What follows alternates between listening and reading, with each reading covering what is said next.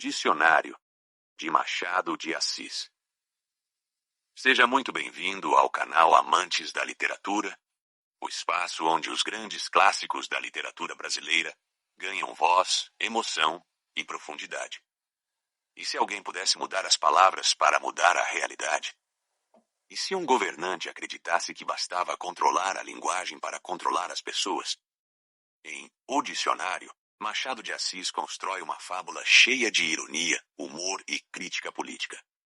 Sob a aparência de um conto fantástico, ele revela como o poder pode tentar moldar a sociedade conforme os caprichos de um único homem.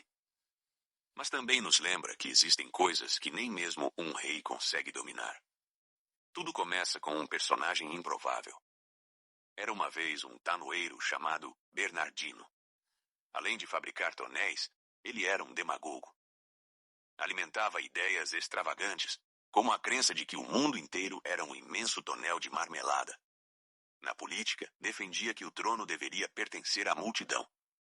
Movido por esse discurso, Bernardino reuniu seguidores, inflamou os ânimos e liderou a derrubada do rei. A revolução triunfou. O antigo soberano caiu, e o povo entrou vitorioso no palácio. Mas, diante do trono, surgiu um problema curioso. Havia espaço para apenas uma pessoa. Foi então que toda a teoria sobre o governo da multidão desapareceu em um instante. Sem hesitar, Bernardino sentou-se sozinho no trono e proclamou diante de todos: Em mim podeis ver a multidão coroada. Eu sou vós. Vós sois eu. Em poucas palavras, Machado de Assis desmonta a distância entre o discurso e a prática. Aquele que prometia entregar o poder ao povo rapidamente conclui que representar a multidão era muito mais conveniente do que dividi-lo com ela. Agora, rei, Bernardino começou a remodelar o reino à sua própria imagem. Seu primeiro decreto foi abolir a profissão de tanoeiro. Para evitar revoltas, concedeu aos antigos companheiros uma indenização curiosa. Distribuiu-lhes o pomposo título de magníficos. O nome substituía o ofício, mas não mudava a realidade. Era uma recompensa mais simbólica do que prática, revelando como títulos podem servir para acalmar descontentamentos sem resolver seus motivos. Logo depois, o novo soberano decidiu que seu próprio nome já não era digno da majestade alcançada. Bernardino passou oficialmente a chamar-se Bernardão. Não satisfeito, encomendou a um erudito uma genealogia que o ligasse a um antigo general romano, chamado Bernardus Tanoarius. Em pouco mais de uma hora, a história da família estava pronta. Desde então discutia-se se o ancestral romano teria sido realmente tanoeiro, ou se tudo não passava de uma infeliz confusão de nomes. Machado comenta essa polêmica com sua ironia habitual, como quem sorri discretamente diante das genealogias inventadas para justificar grandezas recentes. Mas Bernardão não desejava apenas um novo passado. Queria também que todo o reino refletisse a sua própria figura. Como era calvo desde muito jovem, decretou que todos os súditos deveriam ser igualmente calvos, fosse por natureza ou pela navalha. A justificativa parecia elevada. A unidade moral do Estado exigia uniformidade exterior. Na prática, era apenas o gosto pessoal do rei transformado em lei. Como sofria de um calo no pé esquerdo, ordenou que todos os sapatos do reino fossem fabricados com um pequeno corte exatamente no lugar correspondente ao dedo mínimo. Assim, todos compartilhariam do mesmo desconforto que ele conhecia tão bem. Mais tarde, uma doença atingiu seus olhos. Bernardão perdeu um deles. E foi nesse episódio que dois personagens importantes revelaram toda a extensão da bajulação que sustentava o poder. Os ministros Alfa e Ômega viviam prontos para transformar qualquer desventura do rei em motivo de elogio. Alfa observou que perder um olho fazia Bernardão semelhante ao grande Aníbal. O comentário agradou profundamente ao soberano. Mas Ômega conseguiu ir ainda mais longe. Disse que o rei era superior até mesmo a Homero, pois o poeta perdera os dois olhos, enquanto Bernardão conservava um. O exagero era tão absurdo que se tornava uma caricatura perfeita da adulação política. Não importava o fato. Importava agradar ao governante. É nesse ambiente de vaidade alimentada por elogios que surge uma questão decisiva para o reino. Era preciso garantir a continuidade da nova dinastia dos Tanoários. E entre todas as jovens do reino, nenhuma despertava tanto o interesse de Bernardão quanto Estrelada. Ela reunia tudo aquilo que o rei desejava possuir. Era bela, rica, ilustre, e cultivava a música e a poesia. Mas havia um obstáculo que o poder não conseguia remover. Estrelada permanecia fiel à antiga dinastia. Bernardão ofereceu riquezas, prestígio e todas as vantagens que uma coroa poderia proporcionar. A própria família da jovem insistia para que aceitasse o casamento. Argumentavam que um trono valia mais do que qualquer saudade e que oportunidades como aquela não apareciam duas vezes. Mesmo cercada por tantas pressões, Estrelada resistiu. Ela não recusava por capricho, mas porque seu coração já havia escolhido outro caminho. Sem revelar publicamente sua preferência, guardava afeição por um poeta. E foi justamente essa preferência que a levou a estabelecer uma condição inesperada para escolher seu futuro marido. Ela aceitaria casar-se apenas com aquele que escrevesse o melhor madrigal. Bernardão sorriu confiante. Afinal, acreditava que um homem capaz de reformar um reino inteiro certamente venceria também um simples concurso de poesia. Mal imaginava que estava prestes a descobrir um limite que nem mesmo o poder absoluto conseguiria ultrapassar. O concurso foi organizado em absoluto sigilo. Os participantes entregariam seus madrigais sem identificação, para que o julgamento fosse imparcial. Ao todo, 20 pessoas aceitaram o desafio. Entre elas estava justamente o poeta por quem Estrelada nutria silenciosa admiração. Quando os versos foram avaliados, não restaram dúvidas. Um dos madrigais destacava-se claramente dos demais pela elegância, pela delicadeza e pela beleza da composição. Era justamente o do poeta amado. Para Bernardão, o resultado era inaceitável. Acostumado a fazer da própria vontade a medida de todas as coisas, ele simplesmente anulou o concurso. Nenhuma justificativa verdadeira foi apresentada. Bastou um decreto para apagar o resultado que contrariava seus interesses. Em seguida, determinou que um novo certame fosse realizado. Desta vez, porém, introduziu uma regra inesperada. Nenhuma palavra com menos de 300 anos de existência poderia ser utilizada. Apenas vocábulos antigos, retirados dos autores clássicos, seriam admitidos. A estratégia parecia engenhosa. Bernardão imaginava que poucos dominariam uma linguagem tão antiga. A dificuldade eliminaria seus adversários e abriria caminho para sua vitória. Mas o plano não produziu o efeito esperado. O poeta, percebendo a mudança das regras, mergulhou rapidamente na leitura dos antigos escritores. Em pouco tempo, absorveu o suficiente para adaptar sua linguagem ao novo desafio. Quando os madrigais foram novamente julgados, o resultado repetiu-se. Mais uma vez, o melhor texto era o do poeta. A derrota tornou-se ainda mais humilhante, porque nem mesmo a alteração das regras havia conseguido mudar o talento. Bernardão voltou a anular o concurso. Desta vez, entretanto, observou um detalhe curioso. As expressões antigas haviam dado ao madrigal vencedor uma beleza especial. A linguagem clássica acrescentava elegância aos versos. Em vez de reconhecer essa qualidade, resolveu combatê-la. Se antes proibira as palavras modernas, agora decretava exatamente o contrário. No terceiro concurso, apenas expressões recentes seriam permitidas, sobretudo aquelas que estivessem na moda. A linguagem deveria acompanhar os caprichos do momento. Mais uma vez, os concorrentes escreveram. Mais uma vez, os poemas foram julgados. E pela terceira vez consecutiva, o vencedor era o mesmo poeta. Machado de Assis conduz essa sequência com um humor silencioso. Cada tentativa de controlar o resultado produz exatamente o efeito contrário. O rei altera as regras, mas não consegue alterar o talento. A repetição torna-se uma poderosa ironia. Quanto mais Bernardão interfere, mais evidente fica sua incapacidade de conquistar aquilo que deseja. A essa altura, a paixão transforma-se em obsessão. O rei já não suporta a ideia da derrota.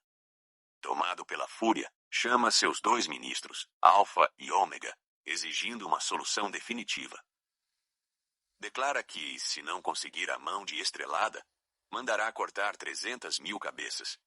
É uma ameaça desproporcional, típica de quem acredita que a violência pode substituir a razão.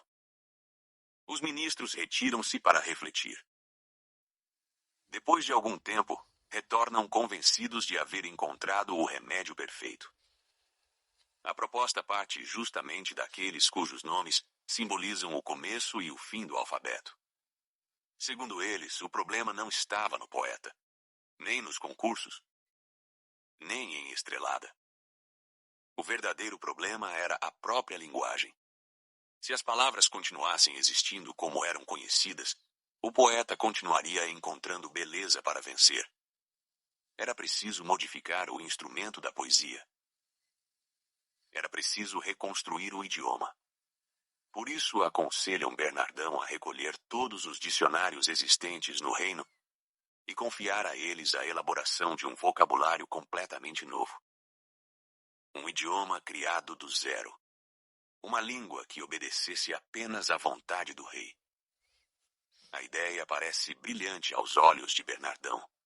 Se não conseguia vencer por meio das regras, talvez pudesse vencer mudando as próprias palavras com que os homens pensavam, escreviam e amavam. Sem hesitar, ele aprova o plano. Todos os dicionários do reino são recolhidos. Alfa e Ômega trancam-se durante 3 meses para realizar a tarefa que acreditam capaz de transformar definitivamente o destino do reino. Enquanto isso, Estrelada espera. O poeta também espera.